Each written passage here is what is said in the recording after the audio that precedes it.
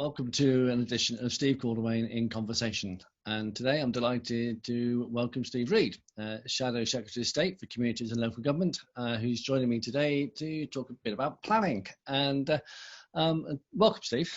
Hello, Steve. Great to be here with you. Thanks very much for coming.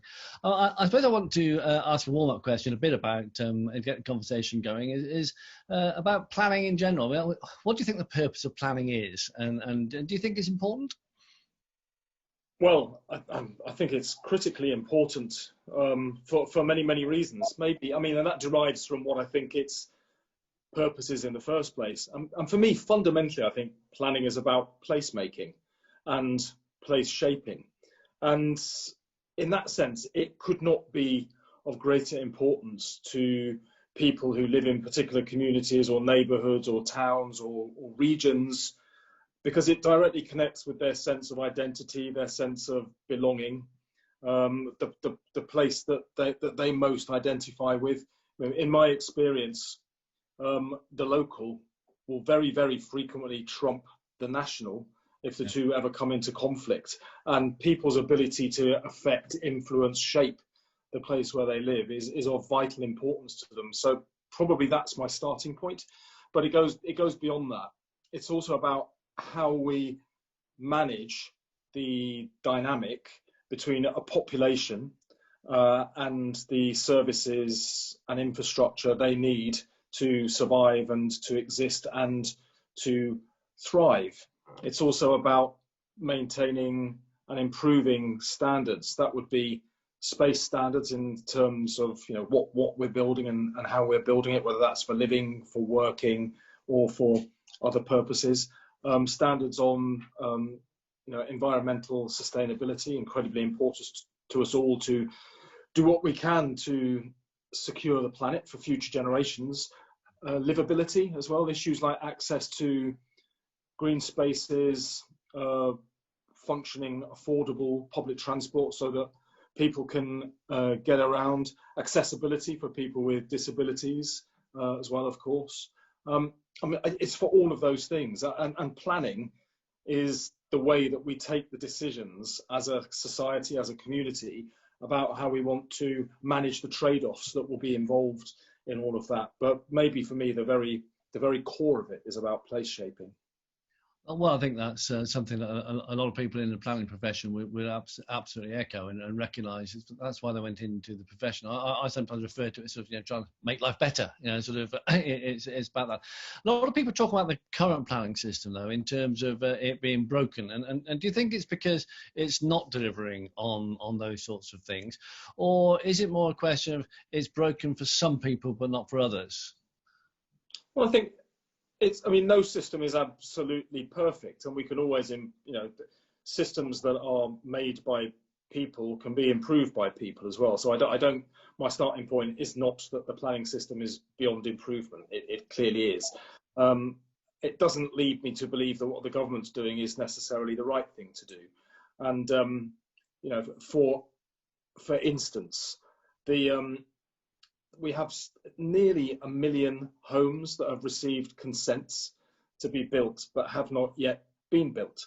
Now, if they've received consents, it's not the planning system itself which is preventing homes being approved for building. There's some other problem with the system, and yet when you listen to ministers in the House of Commons, they will tell you that there's a problem in the planning system that is preventing the number of homes that the country will require getting approval.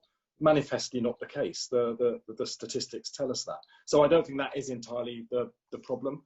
I think part of what the government's agenda is something that's been very visible throughout the 10-year period of the successive Conservative prime ministers that we've had since David Cameron walked into Downing Street, followed by Theresa May, followed by Boris Johnson, and that is that they want to marketise the state as much as possible. And doing that means you remove more and more of it away from democratic accountability and democratic control.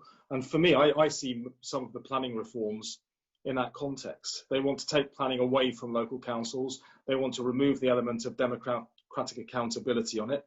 they've trumped up this charge that not enough houses are receiving consents, manifestly untrue, as I was already pointed out. And they want to appoint quangos of developers, development boards, I think they refer to it, appointed by Whitehall to push through decisions in the interests in the interests of corporate entities, but perhaps against the interests of local communities, and therefore the system they've come up with is intended to silence or reduce the ability of communities to express a view over what should happen to their own localities. Now, if you agree with me that marketisation is the core driving principle of the successive Conservative governments we've had over the last 10 years, then suddenly their planning reforms make sense. But in the terms they describe them, I don't think they do, because the problems they point to are not problems that necessarily exist. Now, there are problems in the system. Maybe I can point to some of those. I mean, for me, a key one is communities don't have enough voice.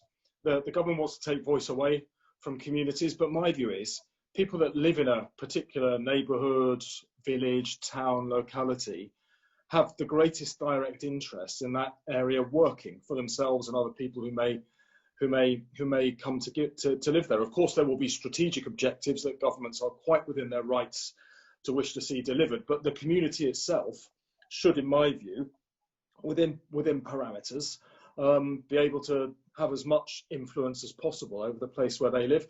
And the reason I say that is I think people that live in a community, move around in a community, understand how that community works, what its strengths are, what its problems are the best place to take decisions that will make that community better. So while the government seems to want to squeeze out community voice, my approach would be the polar opposite. I want to see greater control for local communities over the decisions that affect them.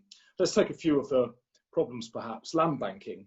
You know, organisations can come in, they can buy land, they can secure a consent that will increase the value of that land, and then they just sit on it without doing anything. And there is no real mechanism or sanction that the government or a community can bring to bear to force that land to be used for a purpose that will be much more socially useful to everybody, rather than a corporate interest squatting on it effectively through land banking and waiting to see the value of it rise. You know, the land should be available to benefit the entire community, not just a single narrow interest such as that of an investor. So I think land banking is a problem.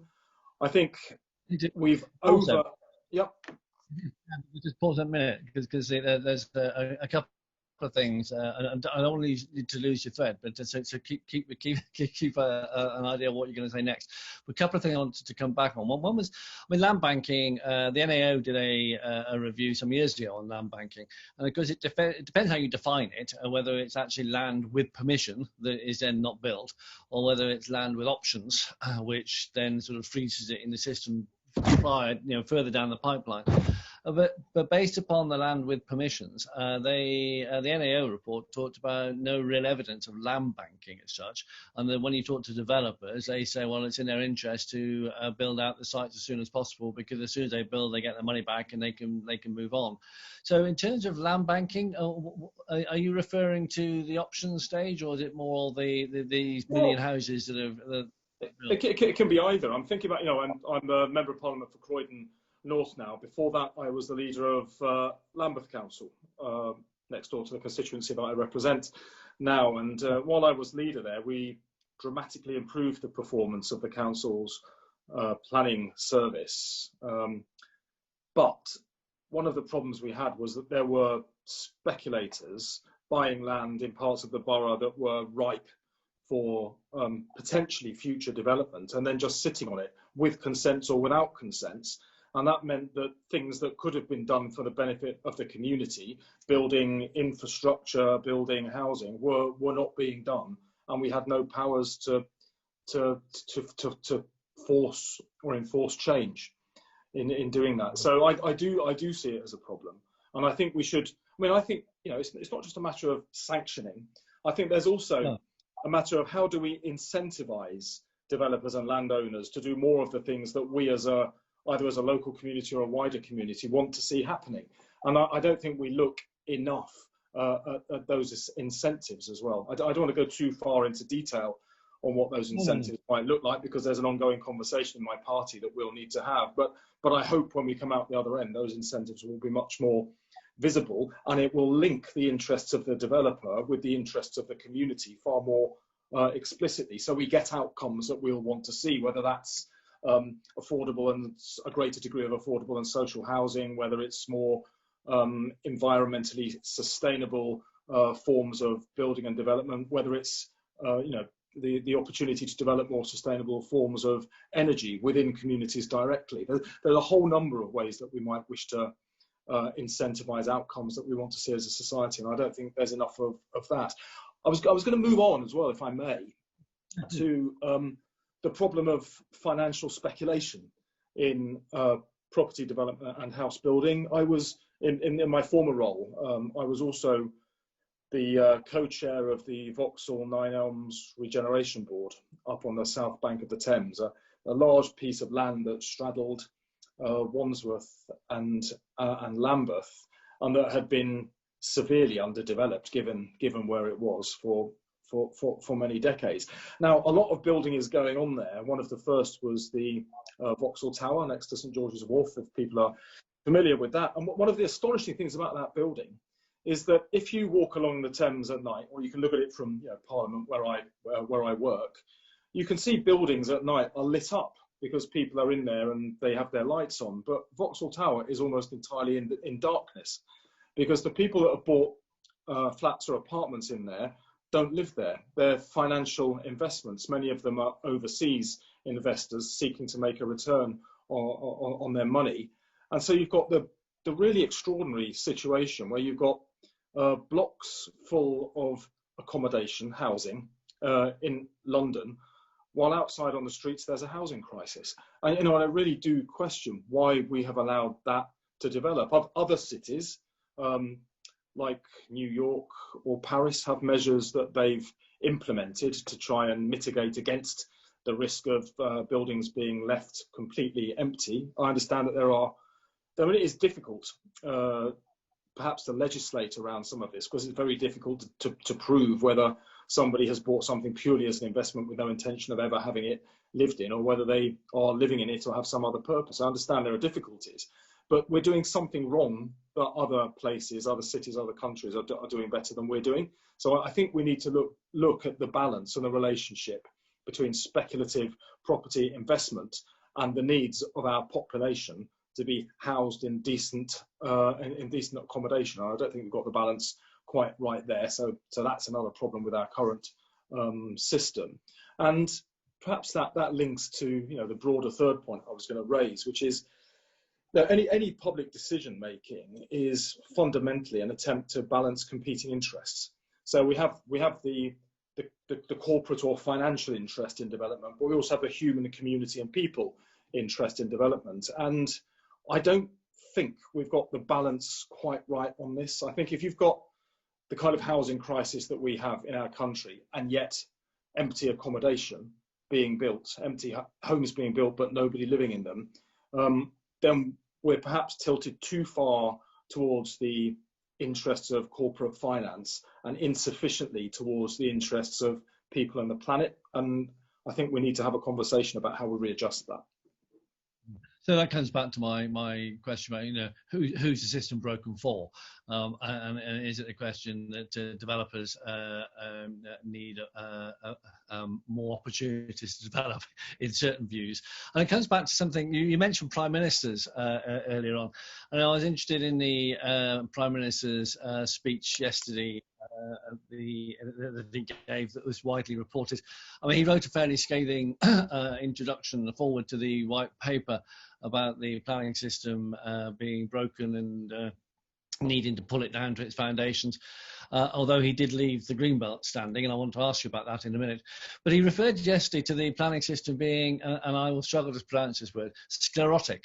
Now, it's interesting when we spend a lot of time trying to talk about plain English and trying to make the planning system accessible to people. He's used a word that I needed to look up, but it means rigid and not able to adapt. Now, I just wonder whether there's some conflict of thinking here, because on the one hand, the planning system is criticised for being too much grey, too many discretionary issues, developers not being certain enough about whether they get plan permission, and yet you've got a Prime Minister who is suggesting that it's rigid and not able to adapt. Where do you think the balance should lie?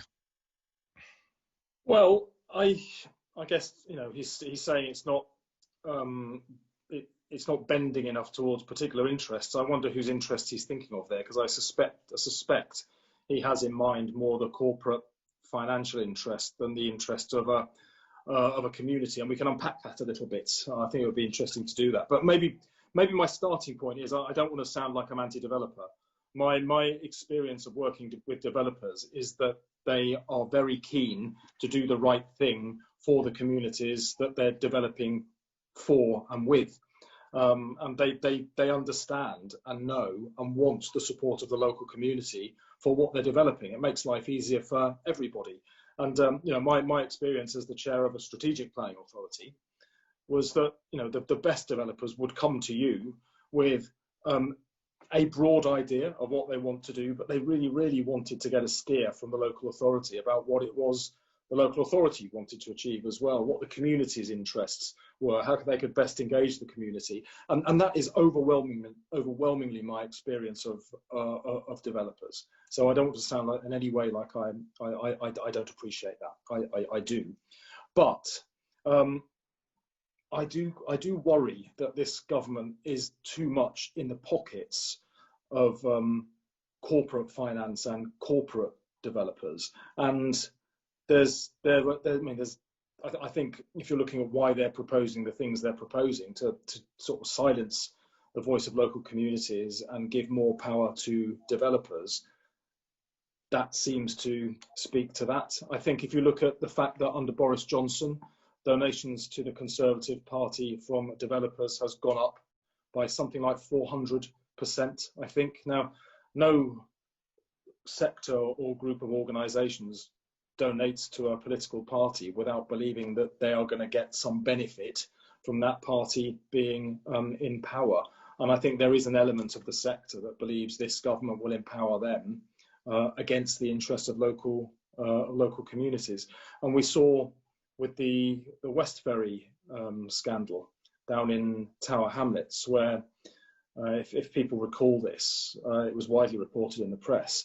The Secretary of State was seated next to Richard Desmond, a pretty wealthy billionaire developer, at a Conservative Party fundraising dinner, and they discussed a specific planning application that was still going through the system, and the Secretary of State appears to have intervened in order to help push that application through against the advice of his own planning inspectors in the department, and to a timetable that was intended to help the developer avoid paying a community infrastructure levy on the development itself.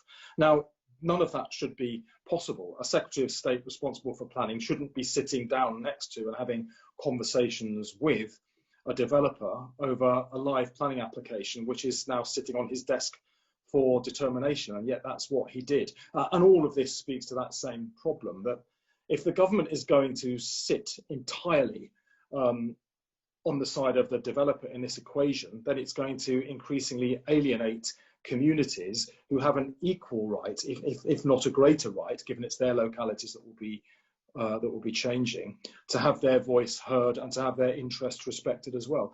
But I also think the very best of developers understand that and want that, because planning is a negotiation, isn't it? It's a discussion between the interest that wishes to build something and the community that's going to have it built in their area. The best developers know that they need the community on side and the community backing it. So I don't actually think that what the government's proposing to do is really in the interests of developers, even though I suspect that's what they think they're doing. So, you know, whichever way you look at it, I think they're getting it wrong. How would you address that point about community engagement? I mean, neighbourhood planning 2011, this opportunity for a bottom-up planning system where people shape how their places look like. Yeah. There's been over 2,000 communities engaged with that, but I suppose the ambition was 10,000 communities. It was a much bigger ambition. I think people's expectation was this would be grabbed with ready arms, and people would want to do their neighbourhood plan.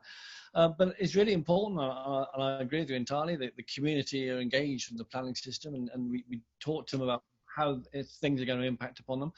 The white paper does talk a lot about front loading and people getting engaged early on, but I also can see quite a lot of the areas are going to be decided by the councils, the rules are going to be decided by the councils. Do you fear for community engagement in the planning system that's emerging? Yeah, I mean, it almost feels like the people that drafted this thing have no connection or understanding of the real world.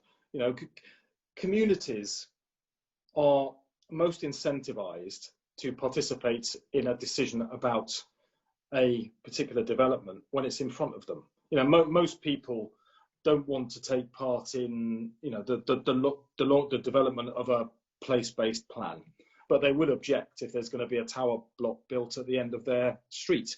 Now, if you've front-loaded the system to the extent that the plan allows that to happen, and when residents realise it's going to happen in their neighbourhood, they no longer have a voice, you're going to get a very, very negative reaction from residents all up and down the country as this happens more and more frequently. And this will be a problem for developers, and it will be a problem for communities. People will feel they no longer have the power to help shape the place that they live in and that they care about, and they'll feel that because it will be true.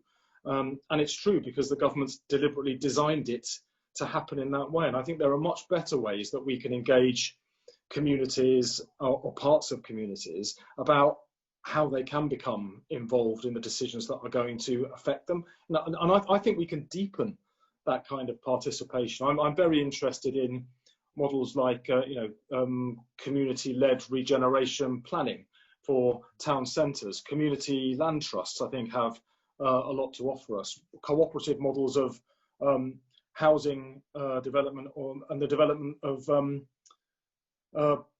public institutions that allow communities to come together and assert voice and express their interests. All of these are things we need to be building into the system, not working out how do we sneak developments past communities because we know that the communities won't really want them. That seems to me to be a way to further undermine democracy more widely, not just the planning process and the legitimacy of the planning process, at a time where trust in democracy and our democratic institutions is already fraying somewhat, not just here, but more widely. So I genuinely believe this is part of a much bigger agenda about how do you get power opened up? How do you get power out of the centre, out of Whitehall, out of London, and spread around the nations, the regions, the cities, the towns of the whole country? And not just opening power up in that sense, but then how do we go even further? How do you localise decision making? How do you empower citizens in the communities where they live, in the workplace where people work, over the public services that they use? I think there's a whole agenda here about the renewal and deepening of democracy that the current government doesn't even begin to understand, and what they're doing mitigates against it in a way that will further fray the already broken trust that exists in politics. I want to ask you a question about strategic planning in the context of what you just said there. I once gave I was honoured enough to be asked to speak at the Oxford Law Conference, and I hadn't long been chief planner, and I was still working at the time for the Labour administration, and I talked about regional planning. And it's there to still be read, I suppose, it'd be somewhere in the annals.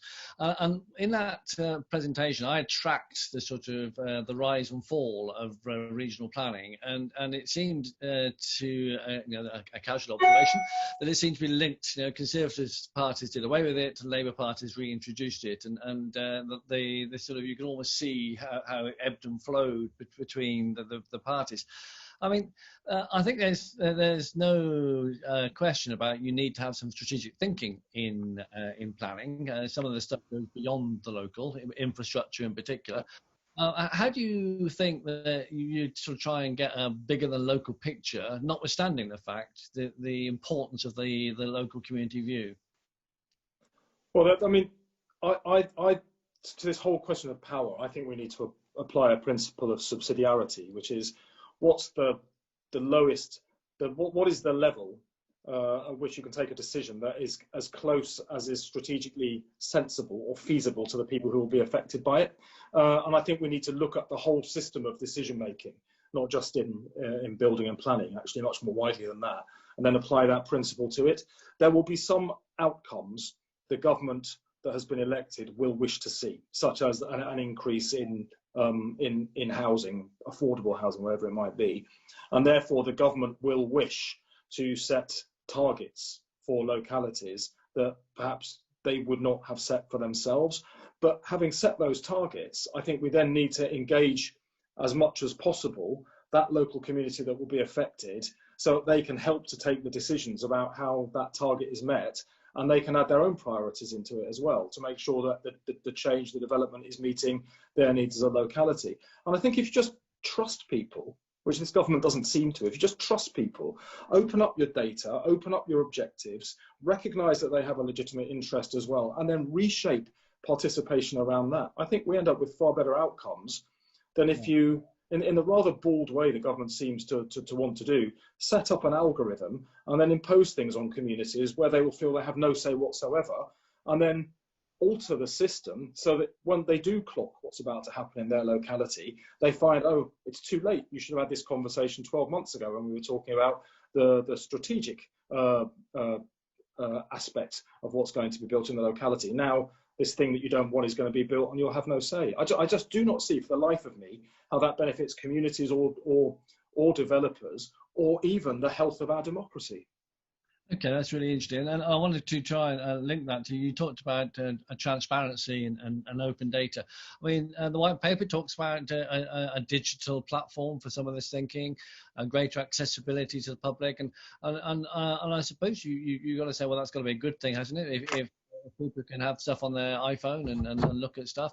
I mean, is this something that is that a good part of the scheme? The thing? Yeah, I mean, obvious, with the obvious caveats that you can open up data, but if you reduce people's ability to participate, it's kind of pointless having done it in the first place. So, I mean, I do think we need to be much more open about data to enable participation. My experience in local government, as well as what I see of national government, is they're very reluctant to share with communities all the data that they have at their disposal. And this seems to be born out of a fear of being found out for doing things wrong. Whereas I would see that the other way around. I think you should pretty much publish all data, all information that you're not legally prevented from publishing, because if more people have access to it, there's going to be more scrutiny of the decisions you're taking, more participation in those decisions. They're much more likely to be better decisions. And where things have gone wrong, you're more likely to find a way through and to prevent a recurrence by having more people actively accessing that information and able to dig into it. So I can understand why there is this legacy culture that wishes to keep things secret. But actually, I think it's necessary for the good of, in order to get to better decision making, that we have everything as open and participative as possible. So in that sense, yes, I think getting your data out there, digital platforms, allowing different ways for people to participate, very, very important. But they do need to be able to then genuinely use that to influence decisions that are going to affect their locality, perhaps for generations to come. Yeah. Well, I argued in other forums that the digital platform, as we call it, is a real opportunity to do more bigger than local planning. If you've got all this tiered of information, not just flood areas and SSSIs and national parks, you can start to model how things might operate if you want. I know the current government wants 1 million houses in the Oxford-Cambridge arc. You can start to model what sort of utilities and infrastructure you would require, and the like.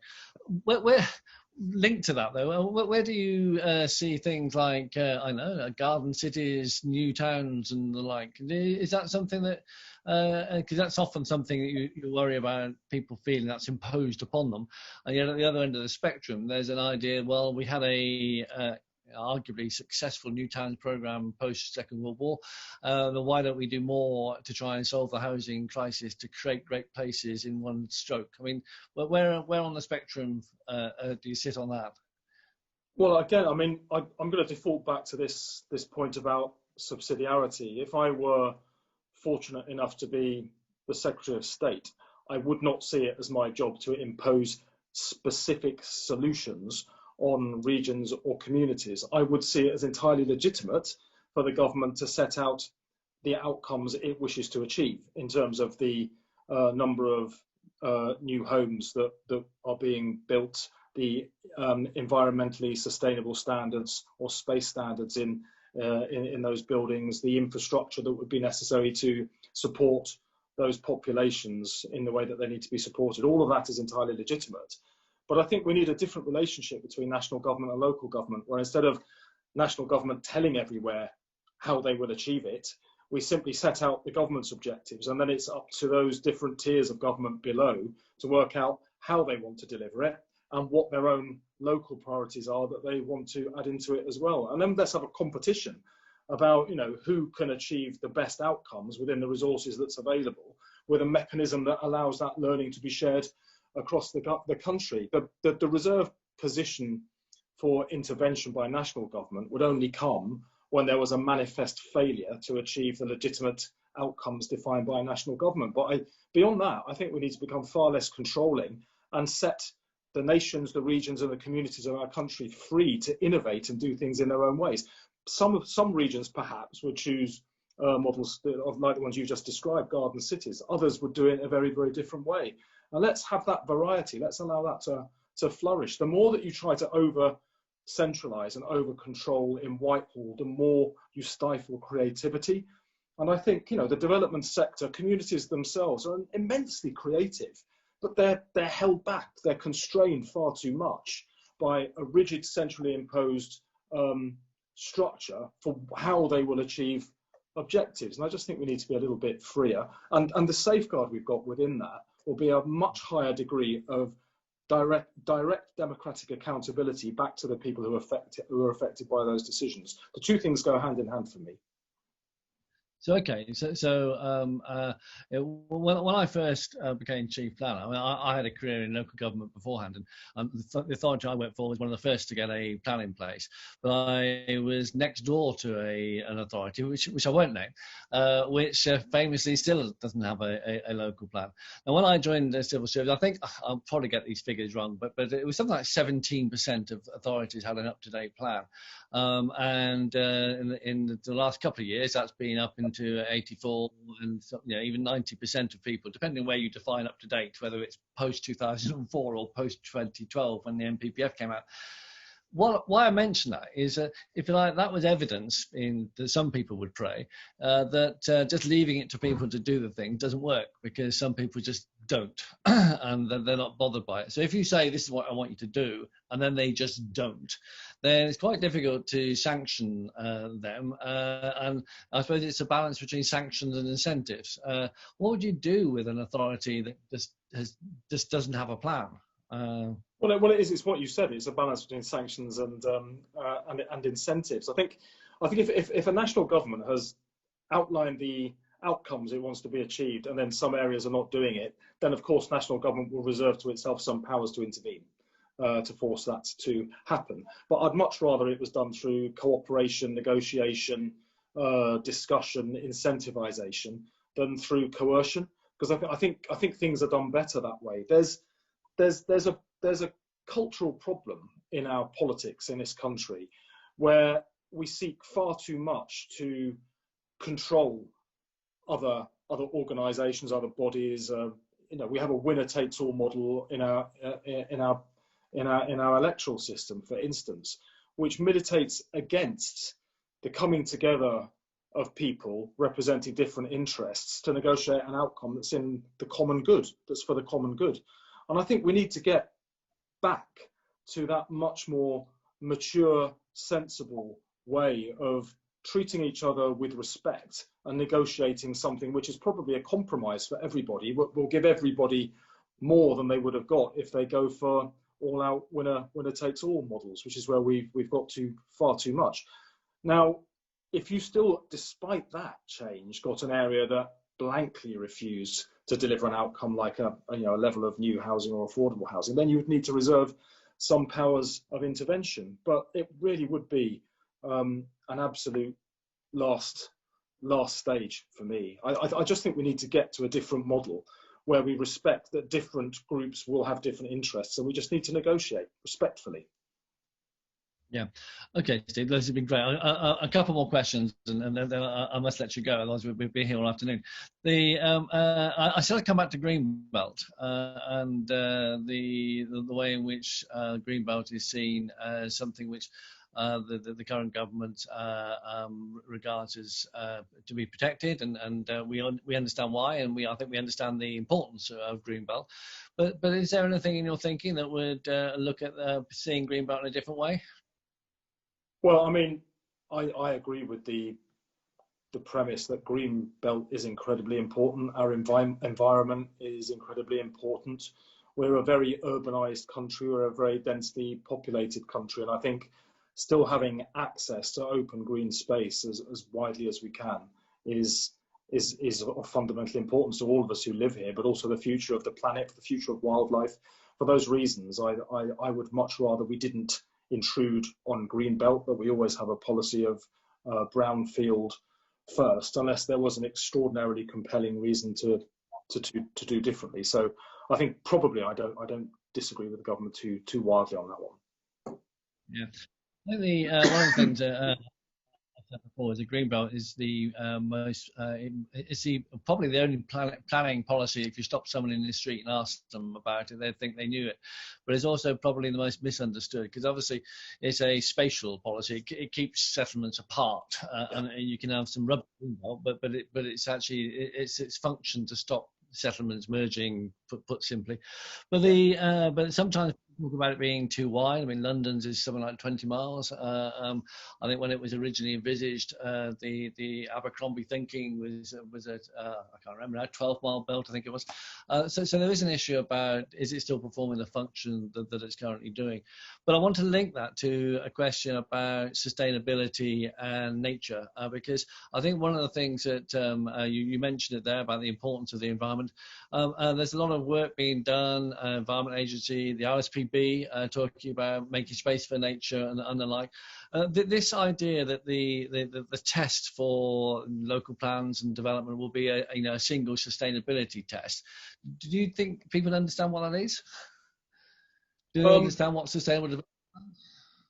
I suspect they don't, but I think we've all got a much greater sense than we would have had 10 years ago of the importance of sustainability. You know, we've been seeing dramatic climate change over these last few years, and the nature of them storms, heat waves, cold snaps are getting more aggressive all around the world. We're seeing the ice caps melting, sea levels rising, populations having to move around at a very big scale because of changes that we're wreaking on the planet. Areas that once were fertile becoming desert in other regions of the planet. But all of this, we're all connected. We're on one ecosystem here. It affects all of us. So I really think it's important that the UK does its part in terms of how we use our own land here, but also try to set a model for the rest of the planet about just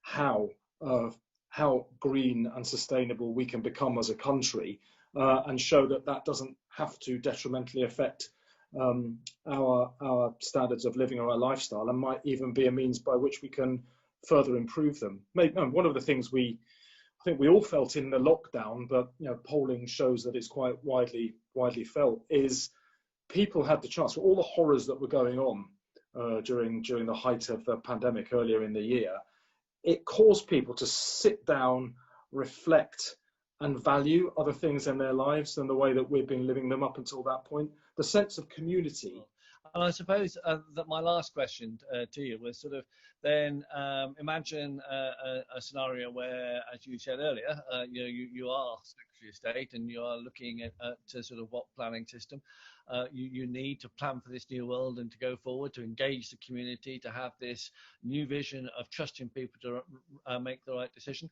Do we have another planning system in mind, or is it too early to say? Well, I mean, I think we need to be looking at a transformation of our entire democracy so that it's far more open to participation by the people who are directly affected by the decisions that we take. Planning sits within that for me. You know, it's about devolution from Whitehall to the nations, the regions, the cities, the towns, the other parts of the country. It's also about localization within that. I don't want centralized town halls dictating to communities in the way that Whitehall tends to do, and also about direct empowerment of people so that they have a voice and the power to assert it in the communities where they live, in the workplace, over the public services that they use. It's a different way of seeing our democracy, and I think we have to do this now because trust in the old top-down model is broken. It's been fraying for a very long time now, but now it's broken, and we see populations drifting towards models of right-wing populist nationalism around the globe. Now, I don't think we can just argue that the status quo is all we can offer as an alternative to that. I think we need to offer something better. And given that trust in top-down democracy seems to have broken, then perhaps now is the time for politicians to tell people, well, the reason you should trust us is because we trust you, and here's what we're going to do to show it, and open up decision making to people so that they can participate in a way that allows for and fosters respectful negotiation for outcomes that are in the common good. That's much more the style of politics I think we need to get to. And if we link some of that back to the changes we've seen since COVID, I think this is going to be a very exciting decade for planning and planners and developers and communities, as long as we get this right. Because people, after the experience we've just gone through with the lockdown and this this terrible pandemic, understand now that our world has to change. We have to reimagine high streets and what they're for. We have to reimagine work. Do we all need to commute quite as much as we have done? We've all experienced this, talking on Zooms instead of traveling around the place. Maybe the local will become a much more important feature of our lives as we move forwards, in which case, let's not silence people's voices in their locality.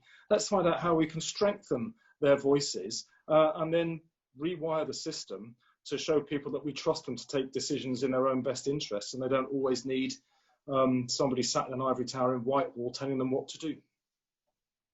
Steve, that's been a fantastic conversation. Thank you so much for your time. Thank you so much for your insights and your views.